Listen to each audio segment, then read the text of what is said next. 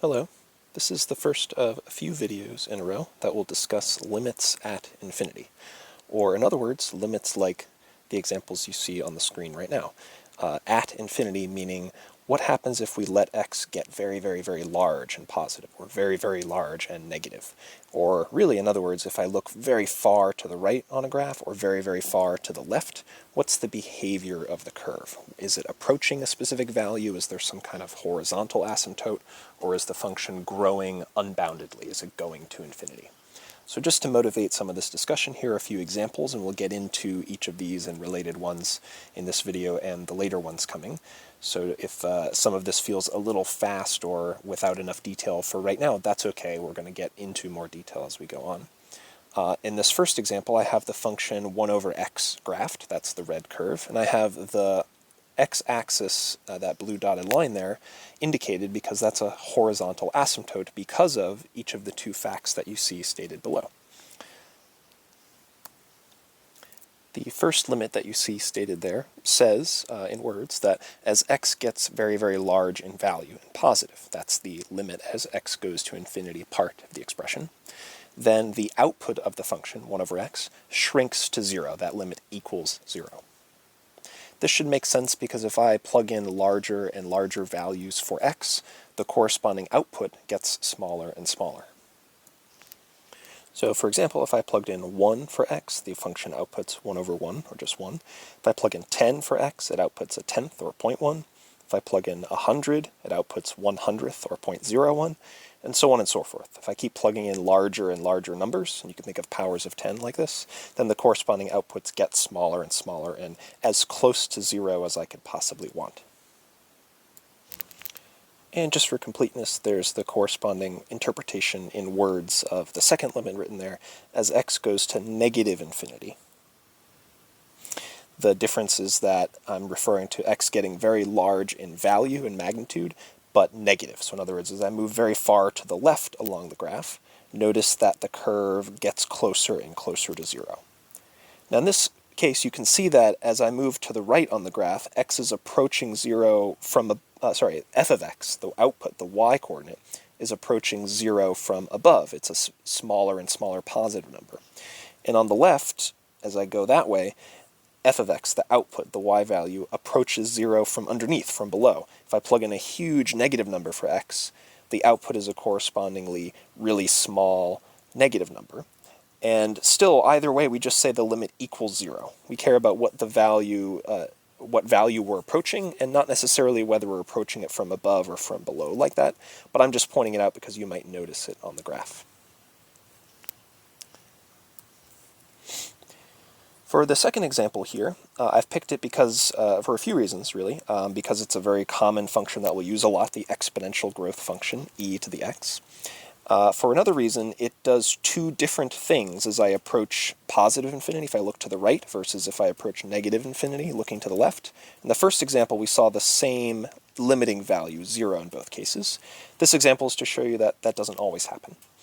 And furthermore, as I look at the first limit here, it's also to show you that it's possible for the function values to blow up to infinity as the inputs go to infinity. So this is combining this topic with the topic we just looked at previously, where the limit of a function could be infinity itself. It doesn't exist because it's growing unboundedly. And in fact, that's exactly what we see as I move to the right on this exponential growth curve. As x gets very large in value and positive, the corresponding output, e to the x, continues to just get larger and larger and larger. Conversely, if I move very far to the left along the graph, if I make x get very large in magnitude but negative, then I see the graph shrinking down to 0. And here's a way to realize that from the formula of the function. Essentially, the key algebra fact to recognize that's useful at this point is that if I have e raised to a negative exponent, that's exactly like having 1 divided by e raised to the corresponding positive exponent. So if you believe that if I plug in huge positive numbers for x, e to the x is a very large positive number, then if I were to plug in a huge negative number into the exponent, I get 1 divided by a huge positive number, and that's going to be a really tiny number, and that's why I see these y-coordinates shrinking down to 0 as I go that way. For the third example here, this is just to show you that it's possible to have horizontal asymptotes at some value other than 0, because that's just happens to be what happened in the first two examples, so I wanted to show you that doesn't have to be that way. This particular function grows to 1/4, looking to the right or to the left. And I'm hoping you notice the symmetry on the graph there. And just as an aside here, I'll quickly remind you that that graph has even symmetry, because if I were to plug in the opposite input, a negative x instead, and I evaluate the function plugging in everywhere I see an x, I plug in negative x instead, that's what's happening here, then notice that I square both those things, and x squared versus negative x all squared, those are the same thing, so I end up with exactly the same formula as f of x, the function here itself. That's what I'm calling f of x. And that's exactly what even symmetry means. If I plug in some x value like 2, and I plug in some x value like negative 2, the opposite sign, they will output the same height, the same y-coordinate. And you may even be able to predict why that's a 1/4. We're going to see this come up in some examples later, but you might notice that there's a 1x squared in the top, and there's a 4x squared in the bottom. Well, not a complete coincidence that I end up with 1/4 as the limiting value for that. So that's a little preview of a technique we'll see a little later. All right, so let's get a couple of important facts under our belts here in our toolbox, so to speak. One idea that we'll use a lot, over and over and over, and which is in fact what I really used in the first example back here, the 1/x, is that really, in kind of colloquial, vague terms, a constant divided by a huge number is a tiny number. That's what I have written in the title of the slide here, and that's kind of the main idea. And I think it's helpful to take a theorem or a fact like this as included in our online notes, and it helps to translate that into a more memorable phrase. Like, I don't at all expect you to read this fact in the notes and somehow memorize what this says word by word or symbol by symbol. I want you to reflect upon it, think about some examples, think about how we use this fact, and then try to carry around the main idea of it, which is, to me, this thing that I've circled. That if I take a constant, c, so something that's not changing as x changes, and I divide by larger and larger numbers, so if I have some expression in the bottom that grows and grows as x gets bigger, then the limit of that expression is going to be 0. And so that example we saw on the previous slide is an illustration of this fact where c, the constant, is 1, and the positive power, r, happens to be 1 as well. And there I've written down those two things just to relate them to what's stated in the theorem and what we're seeing in this example.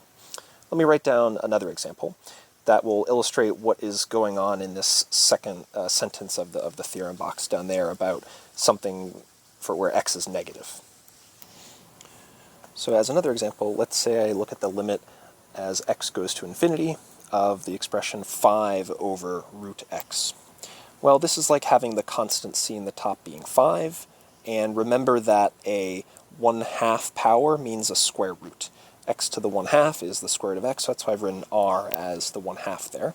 And I hope you'll agree that that limit should be 0. As I let x be bigger and bigger and bigger, taking the square root of it, well, it kind of knocks it down a little bit. If I have, 100 for x, the square root of x is 10. That's quite a bit smaller. Or if I plug in 1,000,000 for x, the square root of that is 1,000. That's quite a bit smaller. But still, as I plug in larger x's, their square roots are getting bigger.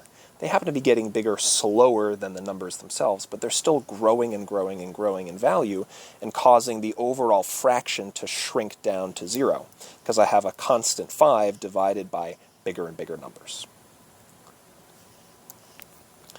And yet, the corresponding limit as x approaches negative infinity instead, it's not even that it doesn't exist, it just doesn't even have a meaning.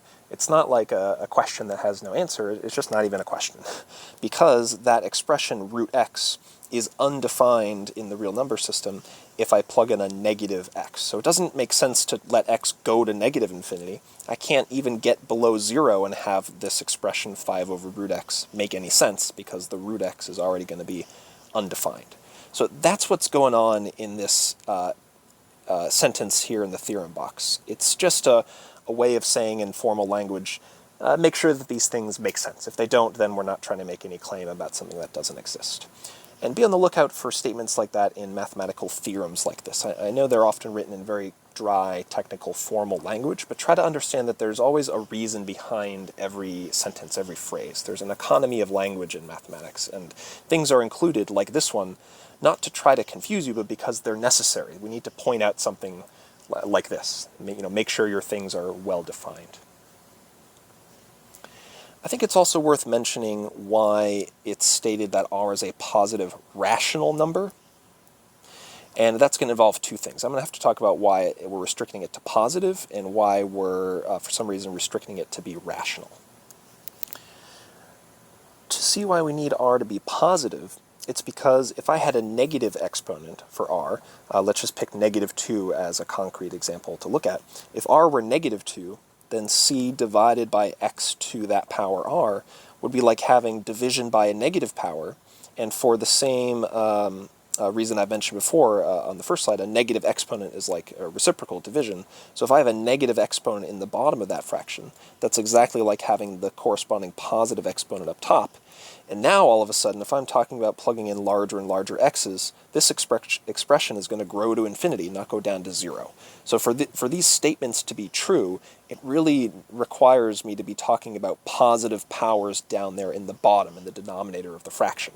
And if any of those powers are negative, then it's really like I had a positive power in the top instead, and that's just a different scenario. So that's why we need r to be positive. And I might be inferring a little bit here about the author of our online notes, but I'm going to guess that they're saying, they're adding this stipulation that r be a rational number, a ratio, a fraction of whole numbers, so that you can algebraically interpret x to that power as a combination of standard functions that we know and love, like exponents and roots. So for example, if I have the rational number a over b, that fraction, where a and b are whole numbers, then x to the a over b power is like having x to the a, and then the bth root of that. So for example, if I had like x to the 2/3, that's another way of saying the cube root of x squared, or the square of x cube rooted, something like that. And so I think that stipulation is included just to make sense of it, so I don't have a situation like x to the pi, where pi is an irrational number. I can't write it as a fraction of simple whole numbers like that. But yet, everything stated in this theorem is still true, even if r is not rational. I believe it's just stated there by the author to make sure that there's an algebraic interpretation for the exponent like this. Okay, so now that we have that fact in our toolkit, let's apply it to some examples. The next two examples we're going to look at are polynomials, and then at the end of this, these two examples, I'll state a general observation from those two examples.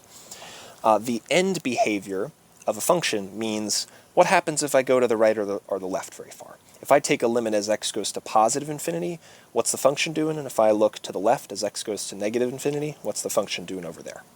So here's an example of a polynomial function, a fourth power or a quartic. And I'm hoping and trusting that you remember what a polynomial is. It's essentially a function like this, where it has powers of x, but all of those powers are positive whole numbers, or a constant number like the 1. And then they're multiples of those kind of powers, but I don't have any, division by an exponent. I don't have any square roots. I don't have anything like sines or natural logs. It's just something like this where I could evaluate it by plugging in an x and only doing multiplication and addition. That's really what characterizes a polynomial. And this particular one is a fourth power polynomial. You might call it a quartic function. Or, to introduce a word here if you haven't seen it before, I'm going to say that this function has degree 4. We're going to use the word degree to refer to the largest power in a polynomial.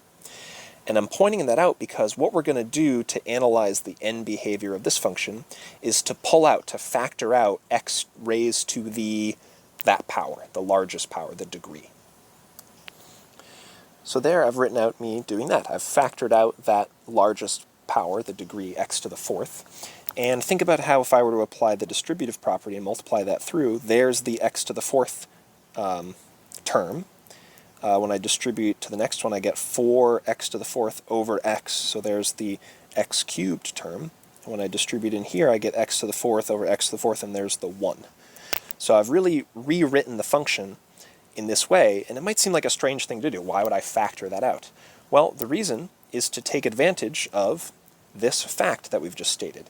If I take a limit as x goes to infinity, and I have a constant in the numerator and a positive power of x in the denominator, I can be confident, based on this theorem, without any extra thought, that that expression is going to go to 0 as x grows and grows. And hey, look at all this crap hanging out in the parentheses right there. All of that stuff is going to go to 0, okay, well, except for that 1, but at least those two terms, because they're of the form constant divided by positive power. So there I've written in purple, us applying that fact from the previous slide. As x goes to infinity, 4 over x is going to shrink away to 0, and 1 over x to the fourth is going to shrink away to 0. So if I start plugging in larger and larger numbers as I look to the right on the graph, the function is going to behave like having those two terms be super tiny. They're going to 0. And this x to the fourth term is going to dominate the behavior. And so that's what I've written at the bottom there. F of x behaves like x to the fourth, that factor I have pulled out in the front, times that constant 1, and then plus or minus some tiny junk. That doesn't really matter in the long run. As x is huge, 4 over x and 1 over x to the fourth are so small and close to 0 that they don't really contribute anything to that sum. And so my function is going to behave like x to the fourth. And I should be a little careful to point out that what I'm really using at the bottom there is that as x goes to infinity, obviously x to the fourth is going to go to infinity as well. It's a positive power. It's going to make, for a large number x, x to the fourth is even bigger. And so all of this explains that behavior to the right that I see up there on the graph. As I move to the right for x, the y values just continue to increase and increase. So that's part of the end behavior. That's the to the right behavior. And I could summarize all of that in this phrase I've written in quotes in red there. F of x rises to the right. As I move to the right on the graph, the function rises. What happens to the left? What's the difference? Well, I would do the same kind of factoring, but then I would take a limit as x goes to negative infinity. What is that going to change? Well, I'll end up taking a limit as x goes to negative infinity instead, and still 4 over x and 1 over x to the fourth, those are going to still shrink away to 0. Remember that we were careful in the previous fact to say that that limit's also 0 as long as it makes sense, as long as it's defined. And here I have nice whole number powers, x to the 1 and x to the fourth, so I don't have any square roots of negatives or anything to worry about there. So those terms are both going to disappear to 0.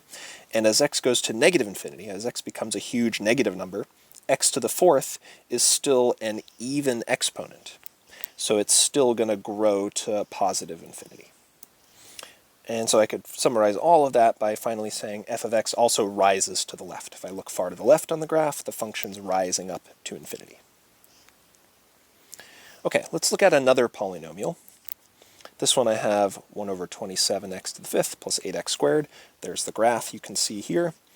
And I want to answer the same question. What's the end behavior? Well, let's start applying the same kind of trick. Let's recognize the degree of the function and factor out that highest power. So there I've done that factoring out. I end up with x to the fifth times 1/27th, a constant number, plus 8 over x cubed. So when I distribute that x to the fifth divided by x cubed there, I'm getting the x squared that I should for that term. And now if I look at the behavior to the right as I move towards positive infinity, then taking that limit of this expression, I get, well,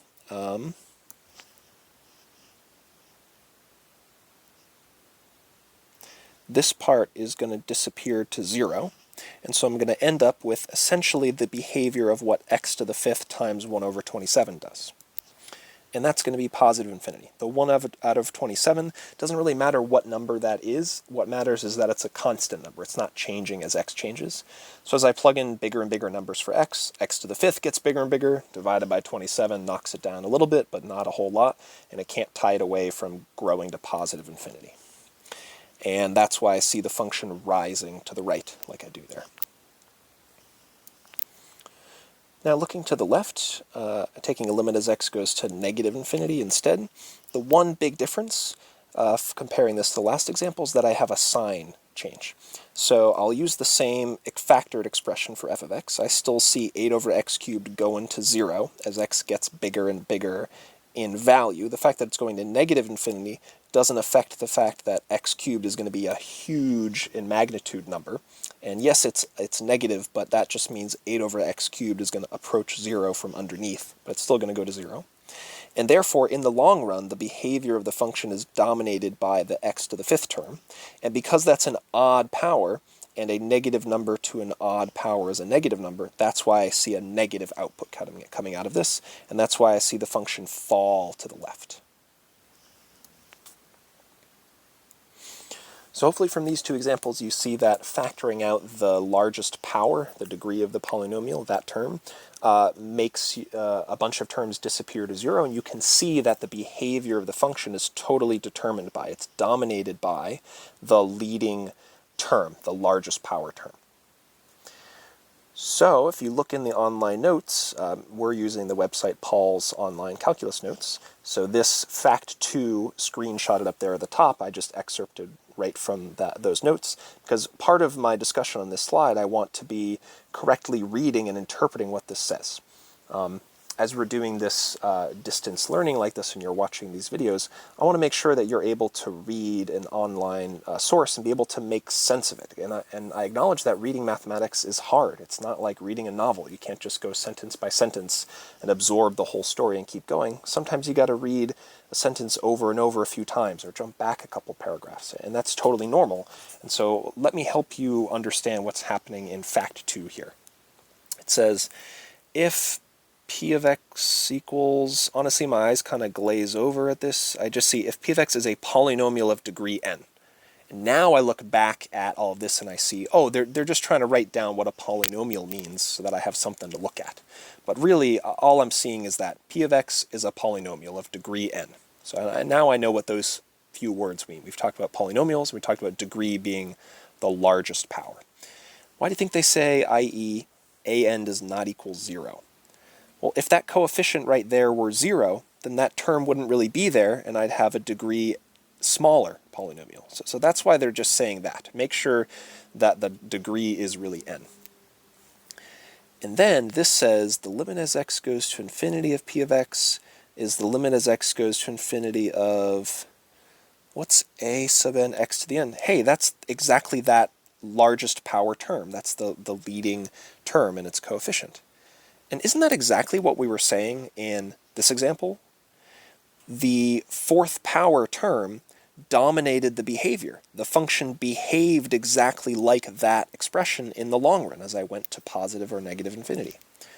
And down here in this example, the x to the 5th is the largest power, the degree, and my function behaved exactly like x to the 5th in the long run as x went to positive infinity or negative infinity. And that, whoops, that was weird, sorry. There we go. That's exactly what this theorem says. It says that the leading term of a polynomial, the largest power term in its coefficient, determines its end behavior. The function behaves like that leading term alone in the long run when I take the limits. So in general, what you'll do in the future is notice the degree of your polynomial. If that degree is even, like the first example we saw, and the coefficient of that term is positive, so like as an example, if I have like an x squared positive graph, like that one, then that means the function will grow to positive infinity to the right and the left. If that degree is odd, then I'll have something more like what we just saw in the last example. And the only reason I have these second follow-up bullet points is to say that the sign on the leading coefficient matters. So just as an example here, I had a positive 1/27th as the coefficient there. If that had been a negative 1/27th, I would have had the same curve but upside down. So it would have been falling to the right and rising to the left, and that's exactly what I'm saying in this parenthetical there and there. So I hope you realize that all of these facts and theorems that we state in the notes are supposed to be helpful. They're supposed to do stuff for us, and they're also supposed to summarize some observations we made from a bunch of examples. So if you find yourself reading something like this fact 2 here, and it doesn't make sense to you, look back at the examples before it. Try to analyze how it's saying what we observed in those examples. And if you're having trouble with that, reach out to me and I can help you read the notes appropriately. All right, in the next video, we're going to look at a few more examples of limits involving infinity. See you there.